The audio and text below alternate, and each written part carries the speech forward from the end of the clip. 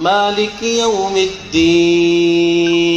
Pakistan based LeT deputy leader Abdul Rahman Makki की मौत हो चुकी है हार्ट अटैक के चलते, और ये कंफर्म किया है जामतुद दावा, यानी कि जामतुद दावा वो ऑर्गेनाइजेशन, बैन ऑर्गेनाइजेशन जिसको यूएनएससी ने बैन किया।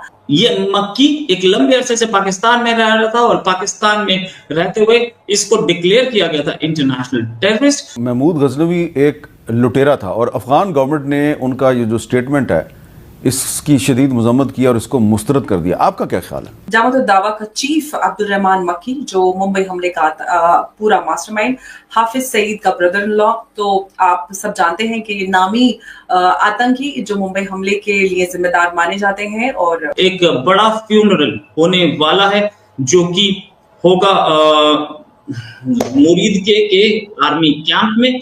आईएसआई और आर्मी के बहुत सारे ऑफिशियल्स इसे अटेंड करेंगे। 56 कंट्रीज हैं जहां मुस्लिम कंट्री, इस्लाम जिंदा रहेगा, हिंदुइज्म जो है वो एक जिसका वो खत्म हो जाए। इजराइल भी एक है और यानी यहूदियों का भी एक मुल्क है। ये जो महमूद गजनवी एक हीरो है मुसलमानों के लिए, एक सिंबल है डिफाइंस का।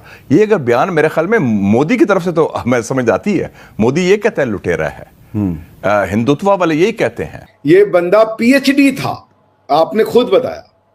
He was called मक्की बिकॉज वो सो कॉल्ड मक्का में जाके पीएचडी लेके आया। अब वो देखेंगे कुछ दिन में, आप देखेंगे कि आप हाफिज सईद और मौलाना मसूद अजहर का भी बैकअप कर देंगे वो लोग। और आपके तो गजनवी मिसाइल हैं, वो किसके नाम पर हैं? आपके गौरी मिसाइल हैं, आपके तो डीएनए में है महमूद गजनवी। was called मक्की बिकॉज वो सो कॉल्ड मक्का में जाके पीएचडी लेके आया। और अगर वो बंदा पीएचडी है और हमसे तो अब मतलब हमारे से तो नहीं मगर आप लोग से तो ज्यादा ही पढ़ा लिखा था ना पीएचडी करने की वजह से, उसके बाद ये एक्टिविटी हुआ था। क्यों अब आ रहा है कि चाइना का डिक्टेट यहाँ पे काम आ रहा है। चाइना ने बोल दिया है कि आपको स्ट्राइक करनी पड़ेगी, आपको हमको बताना पड़ेगा। तो पाकिस्तान एक तरह से ये सब एक कॉस्मेटिक मेजर्स है। अब वो देखेंगे कुछ दिन में, आप देखेंगे कि आप हाफिज सईद और मौलाना मसूद अजहर का भी बैकअप कर देंगे वो लोग। क्योंकि इन दोनों के हार्ट अटैक की खबरें आ रही थी, लेकिन मुझे यही था कि कहाँ तक इन सारी खबरों को मतलब विश्वास किया जा सकता है, बिलीव किया जा सकता है, क्योंकि उससे पहले दाऊद इब्राहिम के मरने की खबर भी पाकिस्तान से आई थी जो कि झूठी थी। तो इस तरह की खबरें भारत में कुछ गहमा गहमी क्रिएट करने के लिए भी इस तरह की अफवाहें आईएसआई निकालता है। और अब जो एक कंफर्म खबर है अब्दुल रहमान मक्की की मौत की, सवाल ये है कि कई सारे इश्यूज पाकिस्तान में चल रहे हैं, या क्राइसिस की बात करें, इकोनॉमिक सिक्योरिटी क्राइसिस लगातार, और पॉलिटिकल इंस्टेबिलिटी पाकिस्तान का सबसे बड़ा चैलेंज रहा है from the very beginning, from the origin of Pakistan. अब ही जो स्थिति बनी हुई है, अब इनके लिए सबसे बड़ी गले की हड्डी बने हुए हैं अफगान तालिबान, जो कि हम सब जानते हैं एक ट्राइबल माइंडसेट होता है, वो जो ठान लेते हैं वो करके दिखाते हो। अब पाकिस्तान इसको कैसे टैकल करेगा? अगर मिलिट्री स्ट्रेंथ की बात करें तो आमने सामने, क्योंकि खबर ये है कि जिस दिन से उन्होंने अफगानिस्तान में कैंप्स पर एयर स्ट्राइक किया है, औरतें और बच्चे उसमें मारे गए हैं, तब से तालिबान बहुत गुस्से में है और रिटेलिएशन की उन्होंने बात उठाई भी है, और वो चल भी पड़े हैं। ये न्यूज चल रही है उसी दिन से कि 15,000 ट्रूप्स तालिबान के वहां से चल पड़े। तो अगर मिलिट्री कन्फ्रंटेशन हो जाता है तो कौन कहाँ पे खड़ा है, ये मैं आपसे जानना चाहूंगी। देखिए, पाकिस्तान की सबसे मजबूत और सबसे बड़ी आर्मी पाकिस्तान की है, मतलब ऐसा पाकिस्तान बोलता है। पाकिस्तान आर्मी की स्ट्रेंथ है 7 लाख और ये 15,000 है। तो न्यूमरिक वाइज तो अगर देखा जाए तो पाकिस्तान आर्मी स्ट्रांग है, पर जज्बे के हिसाब से तालिबान फाइटर्स का जज्बा है कि वो बदला लेके रहेंगे। और आपको मालूम है Afghanistan has been the graveyard of empires. Soviet Union का विघटन हो चुका है। अमेरिका 20 साल में $2.26 ट्रिलियन खर्चा करके भाग गया है दुम दबा के, ठीक है। अब पाकिस्तान को मालूम है कि ये लड़ाके हैं, इनके अंदर एक जज्बा है, ये मरेंगे तो 10 को या 100 को लेके मरेंगे।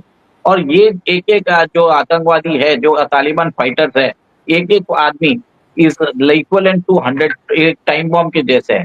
ये एक तरह से अगर पाकिस्तान में अगर चले जाए तो वहां पे दहशतगर्दी पहुंचा सकते हैं। आर्मी की installation, vital networks, pipeline, communication towers, इन सबको टारगेट करेंगे और वो चाहेंगे कि जो ग्रेटर अफगानिस्तान का सपना है वो मुकम्मल करेंगे इस बार।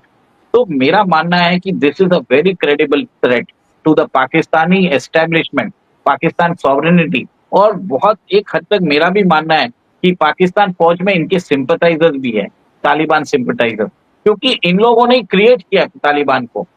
तो मेरे हिसाब से पाकिस्तान की अभी जो सिचुएशन है एंड आंतरिक सुरक्षा पाकिस्तान की तालिबान दूसरे, ये अफगान तालिबान है और वो है तहरीक तालिबान पाकिस्तान।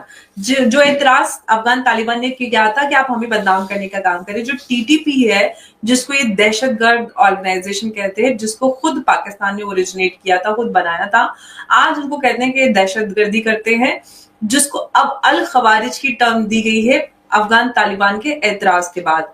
अल खवारिज बोलते हैं उनको, जैसे काफिरों को बोल देते हैं कि आप काफिर हैं। अब मुसलमान जो अगेंस्ट है मुसलमान के, उसको कहा जा रहा है अल खवारिज, जो कि टीटीपी और इस तरह के ऑर्गेनाइजेशंस के लिए कहा जा रहा है। तो मैं आपको सिर्फ करेक्ट करने के लिए ये बात बोल रही थी, क्योंकि जिस तालिबान की हम बात करें वो अफगान तालिबान है, और जो टीटीपी है वो पाकिस्तानी ही तालिबान है। लेकिन तालिबान इनका झुकाव एक दूसरे की तरफ है, जो आपने डूरन लाइन की बात की, ये सारी चीजें एक ही ट्राइब है, एक ही जमीन है, एक ही भाषा, कल्चर, सब कुछ है, तो वो मानते हैं कि हम सब एक हैं। जी हाँ, तो मैंने आपको बताया ही था ना, ये जो पूरी ट्राइब है एक ही है, इनका एक ही मकसद है ग्रेटर अफगानिस्तान, पश्तूनिस्तान का। तो आप अगर इनको कुछ भी बोल लीजिए, ये आपस में एक ही है। और एक जो भले ही वो पाकिस्तान तालिबान हो या अफगानी तालिबान हो, अब ये दोनों एक हो चुके हैं पाकिस्तान के अगेंस्ट। जो पंजाबी डोमिनेटेड पाकिस्तानी आर्मी है उनके अगेंस्ट हो चुके हैं। अब आप देखेंगे this is not a clash between Pakistan and Afghanistan, it is a clash between Punjabi dominated Pakistan army versus Pashtun dominated Afghanistan. तो आप मुझे तो ये एक तरह से ट्राइब वॉर जैसा लग रहा है।